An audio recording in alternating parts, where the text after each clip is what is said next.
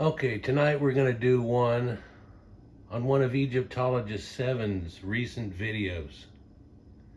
Sometimes she does such a ragdolling to somebody, I feel like I have to show it again. We're friends. I've made the comment before and done this quite a few times to a few of her videos, and she's said that it's okay. In fact, right after she had put out this video, we talked about it or texted each other on it. In fact, she was in my video right before releasing that and asked me whenever I was gonna end my video so she would put hers out afterwards. And I told everybody to go take a look at it, definitely. And it seems some did. I'm sure some of you are actually subscribed to her. If you're not, you probably should be. The name of her video here is Did Ramses the Great Hate Africans? Question mark. The King's Monologue. That's the guy she's debunking. That's what he calls himself. Another logical rebuttal to Afrocentric nonsense. So in this one, she's not going to do a 5 and 6 minutes and out the door. In fact, she does something that's about triple that, and a pretty extensive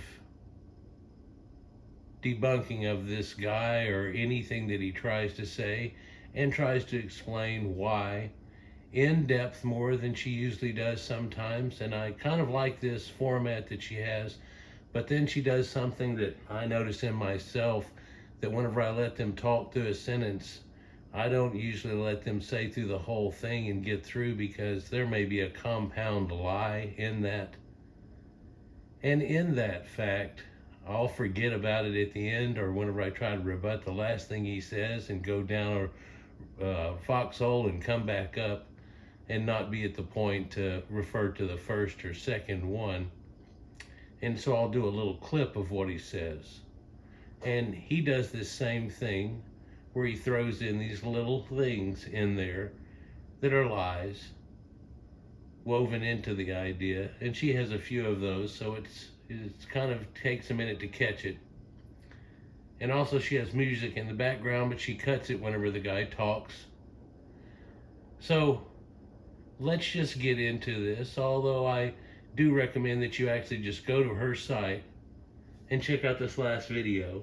Does Ramses Hate Africans? King's Monologue. For this is like the third or fourth time that she has just ragdolled this dude to death. It's hilarious. Let's watch, shall we? Well, if you've ever visited the British Museum, or have been unfortunate enough to be embroiled in a discussion regarding the race of the Egyptians. So, she did her first debunk on what he said on one of his videos.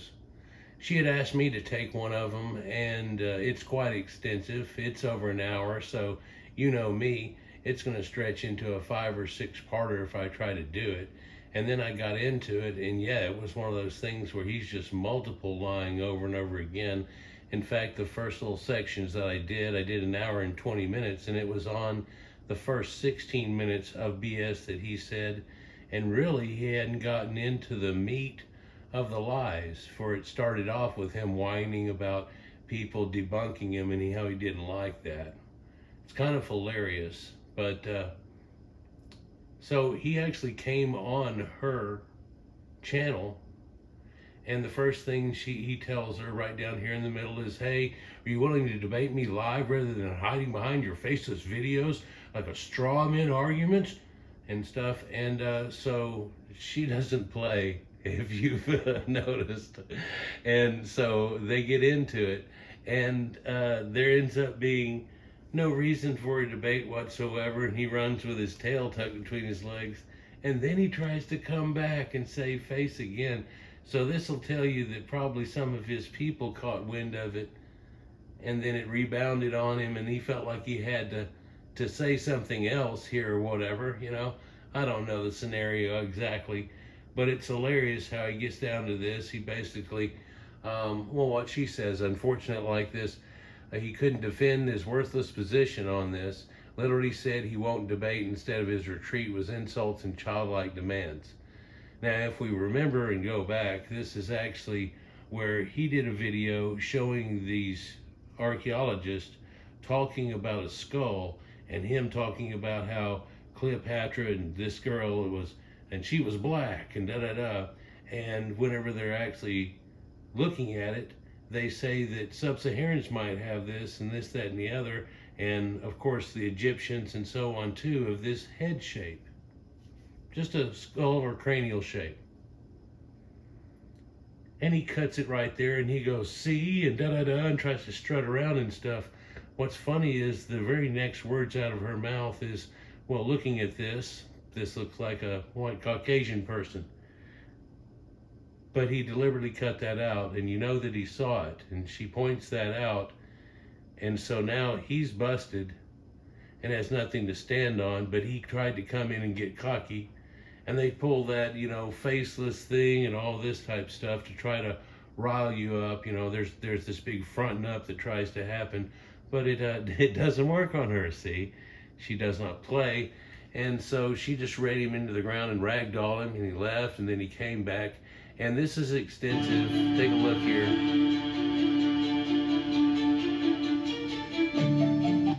And it goes on and on. And I actually get in there for a minute and I tell him, you shouldn't have done that.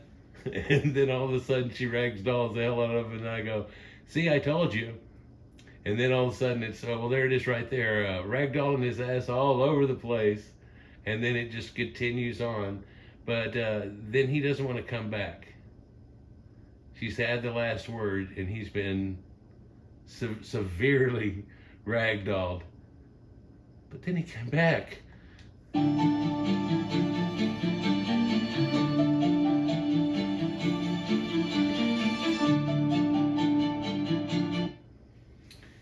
And so he tells her, running from this, why would I? I bet you wish I would.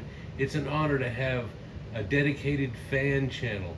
He tries to start pulling this stuff on her, right? He tells her content is comedic at best, which I seem to feel like it's probably the most concise. The reason her videos are a little concise, it's down to it, and so on.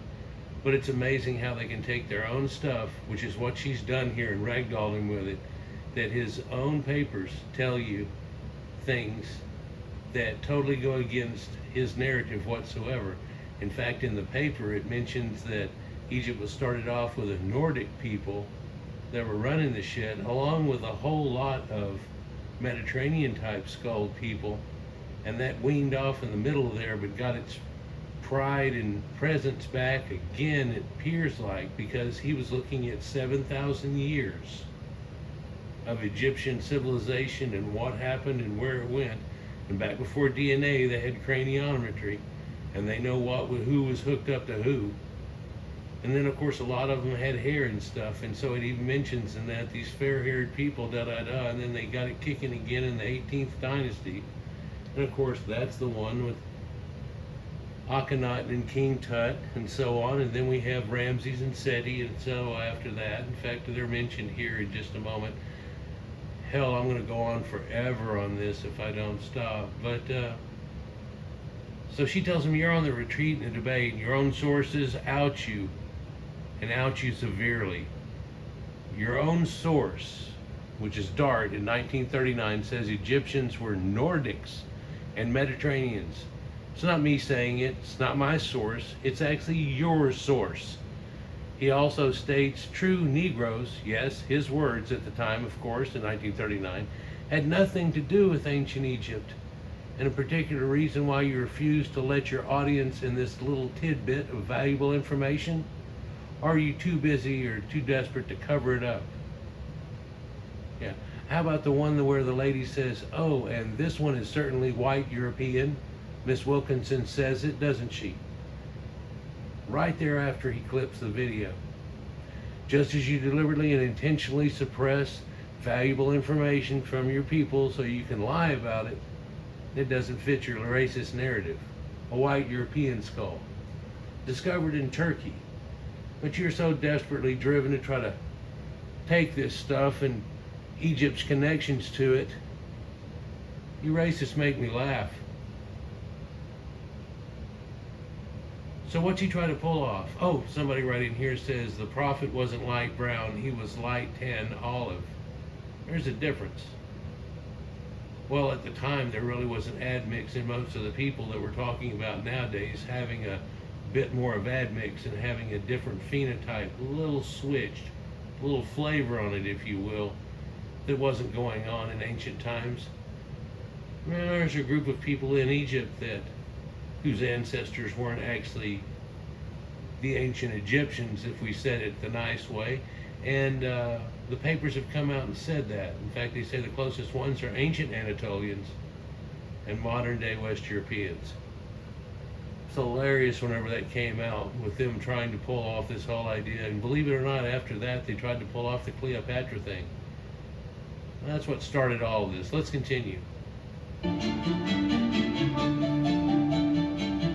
According to some, this image provides proof that the ancient Egyptians couldn't possibly be like other Africans, because they are fighting the Nubians. Like other Africans. Well, no Africans is really are like each other. Sub-Saharans are quite different, a different race than the people of all North Africa and everything else too. But the Egyptians are Africans. In fact, Africa was named by endemic Caucasians. If you look into it, before that it was all called Libya. Yeah. And the Ethiopians were not known, and then also they weren't called Ethiopians ever until after Herodotus made the mistake and went down the Nile and then heard, apparently from hearsay, not from actually being there because of what he said, but he said also that beyond that are the Ethiopians, way up past the cataracts and stuff, because people had talked about them and sunburnt skin and so, and he actually made a mistake. I've got a whole video on this, so I'll just parse this point and tell you that whenever the Greeks, who coined the word Ethiopians and the ones who defined the definition, up until that moment it always said it was a people. There were Caucasians that lived on the far east and the far west, where the sun rises and the sun sets. It had nothing to do with south or equatorial people or anything like that. After Herodotus, they thought they found them there, but then there's also a mention of Ethiopians that are also a dark people or a sunburnt skin thing because they made the mistake off of it. Look into it. Look at my video. Fortress of Loo did a video on it whenever he saw the Cleopatra thing, and he was kind of like, well, shots fired. Well, how about this? We'll take away the idea of Ethiopia from you because up until Herodotus' time, it had nothing to do with it. What you're looking at here is a remake. It's why she turns around and says they have no honesty, no integrity, or written to the sides. But this thing is garbage and easily dismissed. They parade around fakes as proof of something. Because in this artistic work here, they actually show Nubians as being black, as you commonly see when they're in a row and things like that. But because they're overlapping each other, they end up making them a dark red ochre color and black, back and forth kinda. And you can see they do it in between each one and so on. Somebody made the comment a long time ago. I saw this, who is it, John Anthony West? It was somebody that was on a video that they had that they did, and it was on VHS, okay? And they were talking about how the reason that they flip-flop the colors there is because, like, if you look at the area right below the horse and you see all those people there, if they made them all black, it would look like a spider or some Rorschach test. It would not look like they look like people. But the problem with that is that his mention is to say that, look, Ramses is the same color as some Nubians, so he's a Nubian. That's the attempt. Let's continue. who are also Africans, aside from the basic observation that sharing a race or phenotype has never in history prevented war between nations. Well, I better mute that in between here so I don't get blanked for it. I've gotten blanked for it before because of the way she puts her videos in, and then I'm just recording and getting a sound bite in the back of it, and they take it away. Look, warfare is not, it's an irrelevant argument. Ramses, they're great, does not share race, phenotype, culture, or language phyla with Nubians. These are all facts never addressed by Afrocentrics. They've got their own little thing they try to tell every time, and come up with some really incredibly stupid stuff too, by the way, but it's got to fit their narrative, or they usually don't talk about it because it all falls apart like a house of cards. Africa is a geographical location, not a racial designation. In other words, African doesn't mean black people, although you'll hear it because in America we call them African Americans. So they somehow have developed out of that something that no one has agreed with the whole way through, that Africa all of a sudden means only black people because, well, Egypt was always Caucasians, and all of North Africa too. They're only sub-Saharans. And if you look at Herodotus' map, Herodotus, the guy we talked about earlier, they don't even know sub-Saharan exists. In fact, whenever they had the Phoenicians make a trip around the whole thing to prove that it could be done, because the Phoenicians apparently had already done so, they said they went past the point that the sun was on the other side of the ship and so on, and they acted like they didn't believe him. But I think nowadays it's possible that the Greeks found out they weren't going to do it anyhow, and so they just got in on the lie. Because a lot of maritime bullshit that's out there in ancient times seemed to have been spreaded by the Phoenicians. Some of it may have been done by the Minoans too, but it looks like it's after that conjunctive point right there where all the things happen. Oh, and the sea peoples and so on too. Listen, Africa is a European word originally given to the inhabitants of North Africa. They were the ones that named it by and for themselves. Those to the south were designated Ethiopians, a racial term meaning burnt face. Well, I believe I just shattered that, so it's okay. But after Herodotus, they started looking at people up in the Horn of Africa as maybe being something. But again, the original Ethiopia, which starts with an A, A-E-T-H, Ethiopia. If you'll look up the idea, they even have white Ethiopians. How does that work? Well, they found the North African Berber Amazigh that were at the setting of the sun on the African side of the Pillars of Hercules that had been there forever, really were real pale. And so it didn't fit with the narrative that the sun rises and sets. Well, guess what? This all looks like it was one of those Phoenician things about maritime shit too, because they had sold somebody, or that got around, or perhaps they were just the purveyors of this, that the sun goes and falls into the ocean. And it does so, and it comes out of it on the other side there, on the sun's rising, because there's water all around the whole thing. This starts to also sound like somebody had been already around the whole thing, doesn't it? I guess that's for other videos here. We're trying to get through this, but she says burnt face. Here in greenish you can see it, but note that the term actually means sunburnt face. And blacks don't get sunburnt.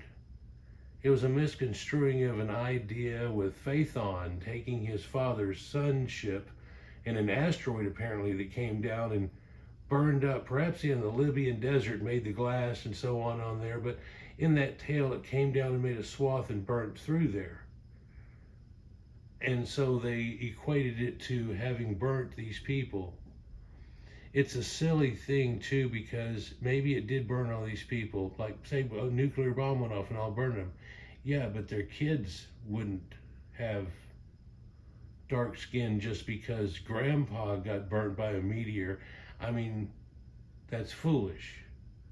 Well, there's a lot of foolishness inside of mythology and people trying to figure out the way things worked. Whenever you read Herodotus, you're actually seeing it because you're seeing a bunch of hearsay, but in reality, he was trying to figure out the whole thing. The problem is, everybody had their own little hearsay of bullshit, didn't they? A lot of these places he didn't even go to. Makes it sound like he met up in a bar with a couple of people that are good travelers, and he goes, tell me about this stuff, and then he wrote down the story about it. Africa was named by Caucasians. That had been there at least over 30,000 years. But when you look at it in reality, they had actually been there forever. There was a back migration that happened, but there were people that never did leave, and then the back migration and the reblending and stuff that happened like 30,000 years ago. So when Soy Kita was asked, when did people that kind of look like Liz Taylor, Cleopatra, which is a stupid question because of the Egyptians, but they are the same type of people, Caucasians. When did somebody like that go? And he goes, oh, back at least 60,000 years. No, actually always. It would be more appropriate to say that, which is odd to hear Soy Kita say that because he's been very questionable on a lot of topics. Let's just say that. Let's continue here. Man, we got 20 minutes and we're one into it. So sunburnt face doesn't equate to anything. That place used to be called Abyssinia up until recently, like the Abyss or the Absu, the nothing. Egyptians never confused themselves as Ethiopians. You'll hear all the time that the Ethiopian said this, that, and the other, da. Some of it's hearsay from Herodotus. Other things is just them bullshitting, because if you look into it, he actually says the opposite. He says the Egyptians are like this, but above them are the Ethiopians, and da. And you can